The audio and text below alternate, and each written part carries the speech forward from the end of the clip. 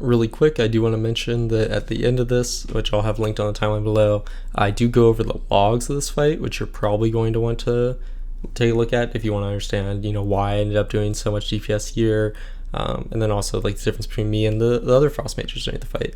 I didn't realize this during the time, but it actually ended up being longer than the recorded kill, so that like doubled the length of this video. I guess I talked way too much, but it was pretty in depth, so I'd recommend taking a look at that. Honestly, you might want to look at it over the actual fight. But now I just voiced over my original commentary of this, so for this, you're gonna play Marileth, standard Slick Ice. You want to Deathborn around 7 to 8 seconds in the pull so that it carries into the first swarm, and you're going to get it back even faster for the 3-minute swarm, just because you want to make sure that you're able to ramp a lot of spell power into the first swarm, especially since a lot of people do lust there. So yeah, ignore Ice Lances. This is one of the ones that's going to be important to ignore Ice Lances on. In fact, that's going to be the main difference between me and the other Frost Mages, is they don't ignore their Ice Lances, and well, you'll see what happens. So. And since you cast your Deathborn so early there, you're actually going to get it back for the next swarm phase, or I don't know, you get it back for the one at 3 minutes, basically, which is what you want. And then during the swarms, you Ice Lance, like you'd expect.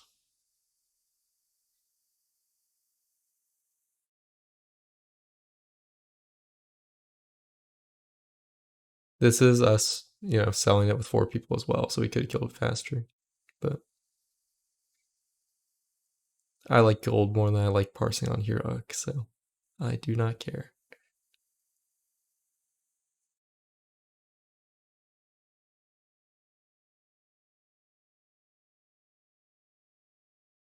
That Comet Storm would have been a good time for me to re-Icy Veins early.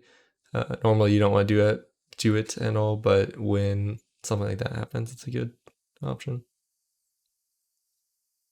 And that, I mean, this is just kind of, you stand still and hit the boss.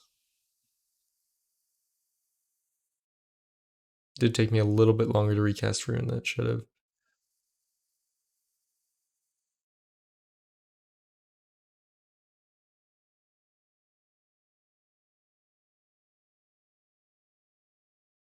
That wasn't the best first Orb given, where you just went among this phase, but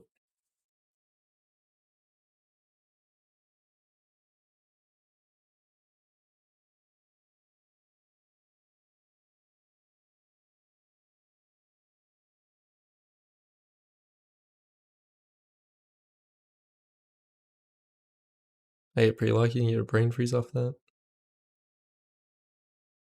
Yeah, to be honest, I'm actually not sure if people are blizzarding on the 3 targets that is the ad. I haven't really looked at logs that much to do it. I wasn't really doing it because I didn't consider Frozen Orb to be that important. So.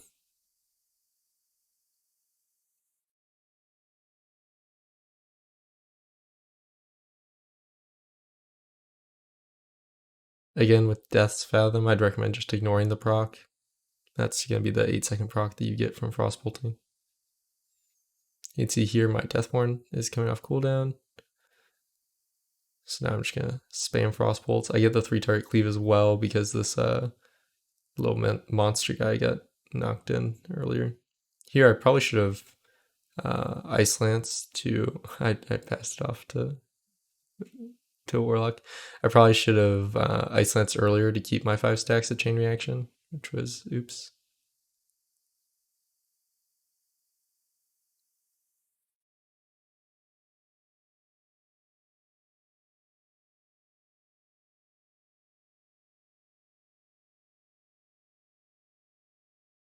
Unfortunately, I'm not actually cleaving right here. My Frostbolt isn't cleaving on them. But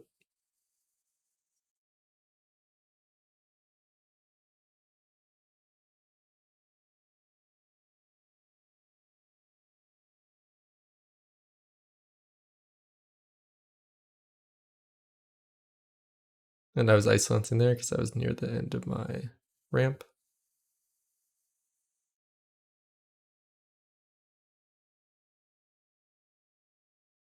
I'm using Rune before sending that Empowered Ice Lance because it was up, and it's just 40% extra damage on that Ice Lance.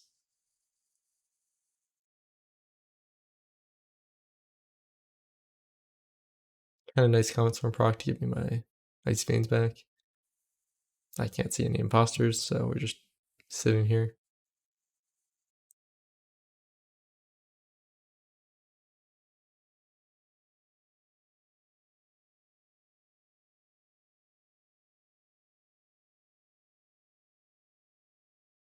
Blink away so that I don't accidentally take one of these green things and get disoriented. Because at this point, I'm trying to do a lot of damage.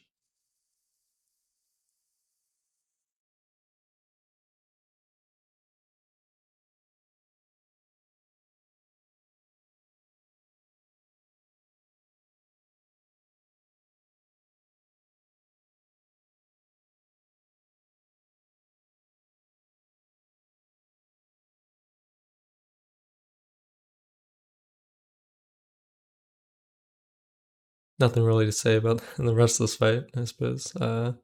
I think I do get like a very little amount of the next Deathborn, but you know, it's really just standard press Frostbolt, succeed until the end of the fight.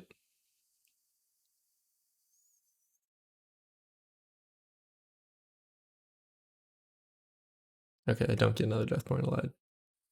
But yeah, pretty decent damage. This is me recording from my stream, so I'm not entirely sure if I do show the details breakdown. I might.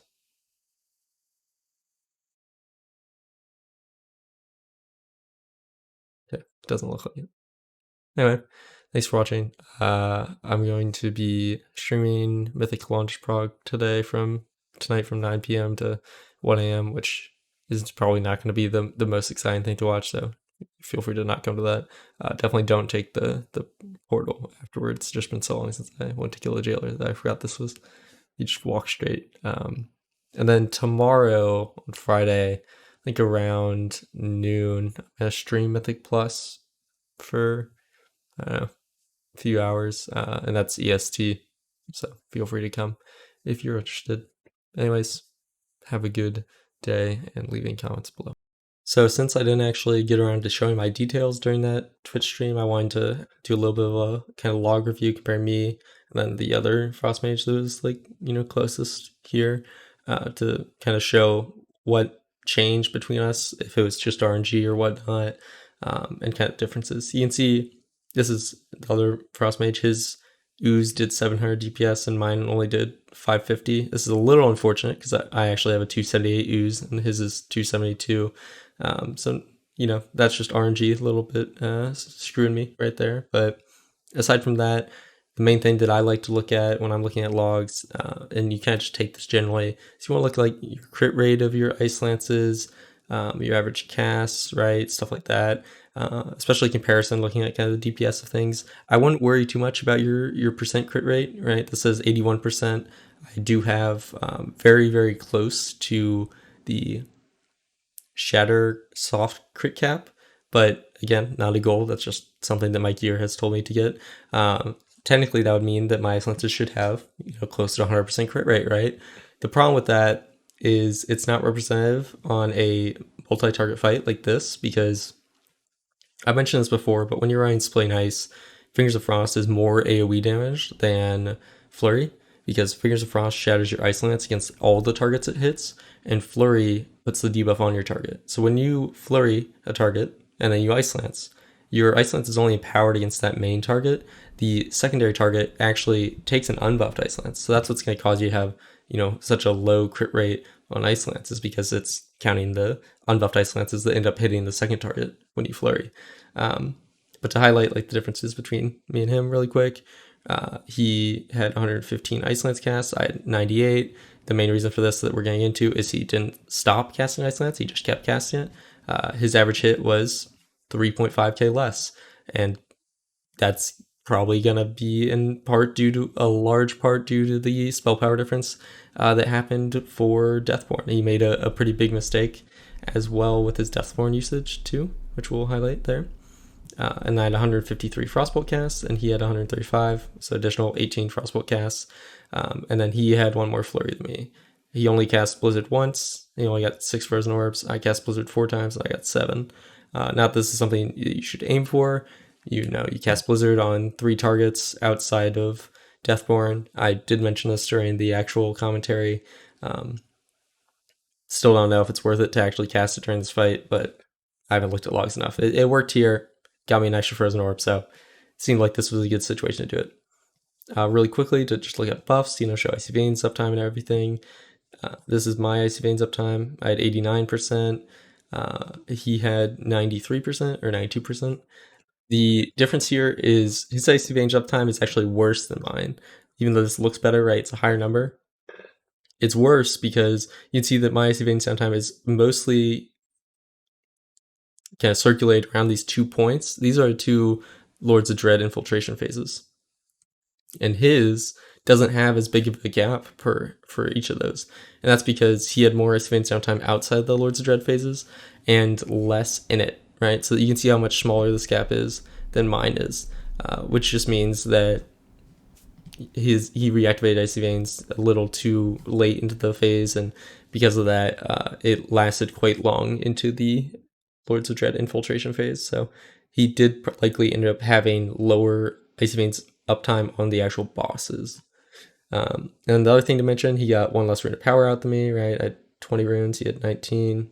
Unfortunate. That was just probably rune management because we had the same number of Icy Veins, so that wouldn't impact our rune of power count. I had 5% or 4-ish percent more Deathborn uptime than him. I'm not sure why mine says 7, his says 2, because there's no way he never got a Death's Fathom proc during this fight. Maybe. That'd be incredibly unlikely because it's a 1.25 like real procs per minute, and this fight lasted 6 minutes. So yeah, but it could tie into the main problem with his rotation that I'm gonna mention.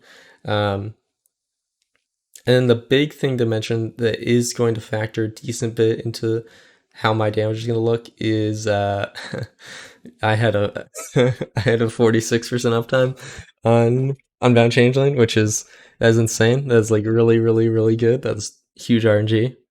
Huge RNG, by the way. You normally get like 25% uptime on Changeling. I don't think an additional 20% uptime on Changeling is 4,000 DPS because there were mistakes made, but this definitely is a huge factor in probably like 1.5k DPS, I would imagine. It's just this extra 20% Unbound Changeling uptime that I have. He's using the first sigil, which is of course a really good trinket, but he only got 1 strong use out of it during Lust, and barely got a second use out of it. So in this situation, it might not even have been worth it for him to run first sigil, at least if he knew he was going to get 46% uptime on Changeling for sure. But to highlight the main problem with his rotation, you just look at casts and timelines. This is something that you can easily look at for Frost. There's a lot of easy mistakes that you can look at for Frost just by looking at your casts. But I mentioned this at the start of the fight. You want to cast Deathborn at around 6 seconds of the fight. He ended up casting around 26 seconds into the fight. And so here's me casting. I cast it a little late too. I cast it 10 seconds. I think this is probably fine because I think my Deathborn ends up just about right after the Swarm, so it's probably better to cast it around this time. But you see, I do the rotation. That's a lot of Frost Bolts. In the time between when I cast Deathborn and when he casts Deathborn, he misses out on 30% spell power from the cleaved Frostbolts that I cast. In fact, he probably loses out on more because there is 3 target cleave that does happen occasionally during this. And then here you can see I start Ice Lancing during the Swarm phase, or during movement. When he casts Deathborn, he actually never stops Ice Lancing. So, miss Frostbolt, miss Frostbolt, miss Frostbolt, miss Frostbolt. He's just missing Frostbolts here, right? And even here, this is an unbuffed Ice Lance. That does not happen to me during this fight. I don't do unbuffed Ice Lances, which is very fair. I've played like 2,000 hours of Frost Mage in this expansion. If I was really fucking up the rotation, then that'd be a little sad for me. And then he ends up canceling some of his Frostbolt cast. This could be due to the Disorient passing onto him. I'm not really sure. I didn't bother to kind of correlate to look at that. But you can see that he's just missing a huge amount of frost bolts. And here we get into the swarm phase, and he's casting his ice lances like usual. He's used his first sigil. He should be doing a lot of damage. But if we do look at like that phase, right, we're looking at 51 to 125. He is actually going to end up doing less damage than me. So you can see here, I do 81,000 damage DPS. Let's swap this back to tables. He does 71,000. I've just been stacking up all the spell power over him, right? I had 30% extra spell power in Deathborn before he even casted it. And then after that, I was still stacking up because I wasn't Ice Lancing at all, but he was.